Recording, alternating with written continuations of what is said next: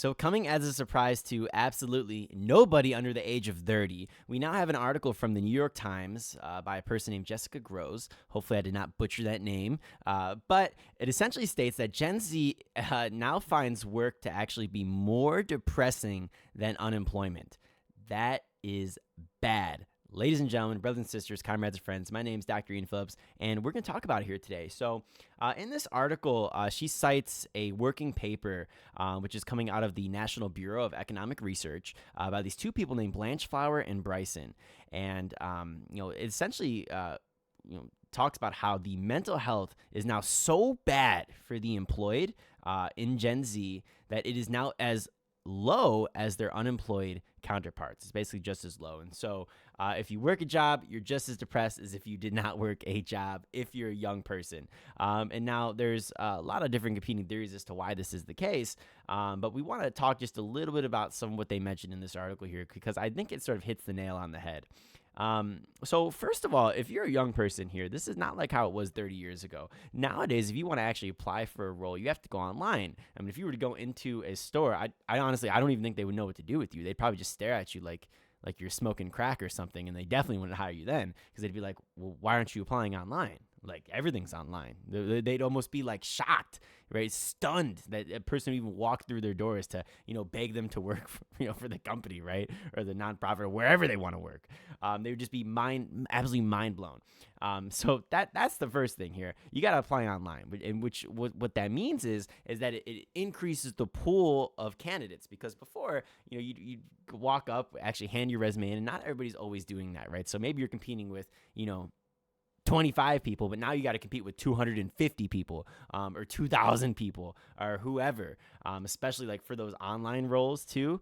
Oh my God, there's thousands of applicants, and you can just see it, right? You just go on to LinkedIn or Indeed or whatever, and it tells you like there's so many applicants already. You've already hit that point where it's like so-and-so plus, right? The number of job applicants. And so pretty bad. But then it gets even worse than that, right? So you apply online, you're already competing with a whole bunch of people. So now you already have to stand out. You got to be the best that you can be. And you probably don't know anybody, right? Because again, like 80% of jobs are hired by people who know somebody. So that's already tough, but that's, sort of been the same from generation to generation. So nothing's, really changing there. But what has changed is now hiring managers aren't even looking at your job. They're not or at your job application. I mean, nowadays AI is looking through your application in those first few steps. And so the AI is going to track things like keywords, and it's just sort of going to toss you in or out of the pile right away, dispensing with you whether or not you're a viable candidate, just based off of like little stupid things you just have to go through the ringer for. So like what a lot of people do now is they just take keywords, and they take like a big paragraph of keywords from like ChatGPT, and they put it in size 1 font in white font right on their PDF. And so that way the AI can just quickly dispense with them or not, or maybe try to get them through that first initial step. And then from there, obviously, it gets even worse, because again, you're competing with lots of people, and half the times the jobs aren't even real.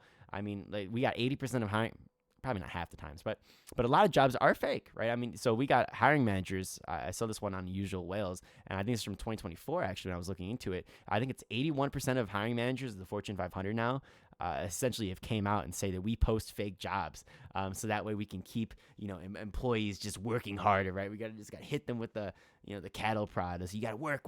It's like your feet's to the flames. We might have to hire somebody else, and so like the job posting's always available. This is just evil, man. This is not something that the prior generations had to deal with, but this is what Gen Z is dealing with, right? And we haven't even got the jobs yet. So now you're already competing with AI. You got to do your little keywords. You finally get through, and then what? You get a job. You get terrible benefits, right? You get very limited training, which we know because you can actually see the amount of training that people have got over time. It's always less for Gen Z than it was in prior generations. And then you get like the demanding hours and whatnot. And it's just, and then at the end you get your paycheck, and you're like, wait a minute, like I can't afford anything now. I mean, we were just looking at my last video here, the median house prices versus the median income, and how the median housing prices have went like this over the past, 40 years, whereas like the median income has just went like this. And so like, things are not rising. The pay is not rising with what it costs to live. So that's bad. It means people have a lower standard of living than they did 40 years ago. And so if anybody ever complains, you can just show them those graphs. But then, too, and then in addition to that, right, start to work there for a little while, and unlike the previous generations, we also have things like bossware in the mix, right? So people are spying on you, they're tracking your key logs, they're making sure that you're not idle with your little mouse over time. There's no time to even breathe, and you always feel like you're being watched. And the Hawthorne effect, does make people more productive. But in the same breath, it also is something that is, probably pretty damaging to people's mental health, especially over the long term, especially when they're not getting paid at the level that they think they should, or that they or probably should be entitled to be honest with you. So that's bad enough, right? That's bad enough. Now, there's two theories as to why this is the case here. And we've already talked about some of the reasons for some of them, which is just pretty obvious here. The workplace is just generally speaking worse.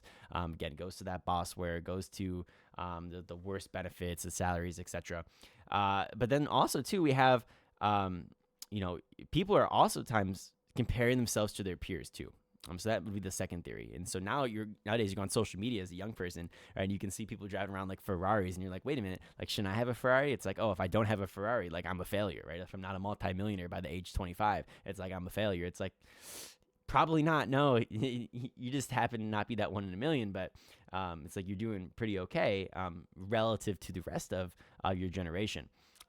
But where do I lie on this? I think that it's probably a mixture of both, right? I think that the workplace itself is definitely worse than it was 40 years ago. And in addition to that, people are also just comparing themselves to others. And so I think it's a mixture of both, and I don't know what that ratio is. I don't think anybody does, but what I can say is it's not looking good. It's not looking good at all. By this point in time, I think everybody was trying to predict it years ago. We should have already been to the point where we had a 4-day work week, and we're working, 25 hours a week, and we're all happy and giggly, and we can just live our lives, and then the robots will take over.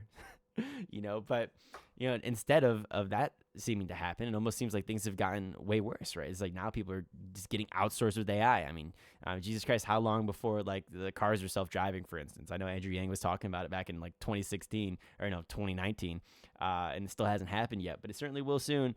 And then jobs are flying away like mad.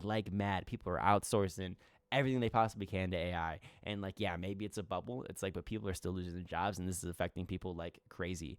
And so, what's the solution to this? What, are you just going to send people to college again? College makes you more likely to be unemployed, right? We know this. The data on this is very clear right now. Unless you're a Gen Z, female, things are, and that only accounts for bachelor's degree Gen Z females, by the way, too. More education does not help you. The more you get, the more likely you are to be unemployed. Things end up getting worse for you. It's the underlying characteristics which make you more money. It's not the degrees themselves. Like, you could have a lot more money if you just saved it and just worked a job instead of going to university or college. Now, obviously, there's exceptions to that rule. Nobody's denying that. But again, we're talking about averages here. And so, an average, again, there's going to be exceptions to that. But things are bad, guys. Things are bad. I think I could rant and rave all day. I always feel very bad for my generation because, if you're not relatively blessed and things aren't going, weren't pretty well for you in your childhood, and you're not, supported, you got a strong, like, support network, like, things can be pretty bad, pretty brutal, because it's very hard to, raise yourself up out of the gutter these days, as opposed to, how it was, years and years ago. I mean, geez, it's just bad. You would think in 2025, right, we'd have such a strong social and safety net to where people could actually try to, move around this job market a little bit more freely, right? It would be a little bit more stronger competition, and people could get jobs that they actually care about. So you're promoting a free market through things like, universal healthcare, for example. It's like, but no, people are tied to their jobs still. Like, people are still working those long hours. We can't have the 4-day work week. If you even talk about the 4-day work week too, I think people are so bloody indoctrinated that the last thing that they want to do is give it to somebody, because they're like, wait a minute, like, but I worked 5 days my whole life. It's like, okay, like first of all, okay, like, maybe you worked 5 days your whole life and you don't want the young people to get 4 days because you're greedy for whatever reason. But then you could also say, well, don't you want to still get those 4-day work weeks for like the remainder of your career? I mean, I don't know. Doesn't that, or wouldn't you want the next generation to have it better than what you did? I don't know. This just seems crazy to me, right? But then you hear people like Donald Trump get on the news, right? And we watched in my last video here, he was talking about how he doesn't believe that we should build more houses because that would lower the home values for people who already have houses. It's like, oh my God, dude, like, come on, bro. Like, can we have anything as a Gen Z? Can we have literally anything? I don't know. I mean, we got social media. I guess that's our thing. We got social media to numb the pain. I guess that's our new drug. What did they call it? Like, was it Victory Gin in 1984? This is our Victory Gin. So, ladies and gentlemen, I don't know. It's a pretty sad time that we live in. But if you did enjoy the video here, please be sure to like, comment, and subscribe. Try to get us to 400 subscribers. And I appreciate you more than you could possibly know. So my name has been Dr. Ian. My name is Dr. Ian Phillips, and we'll talk to you later. Bye-bye.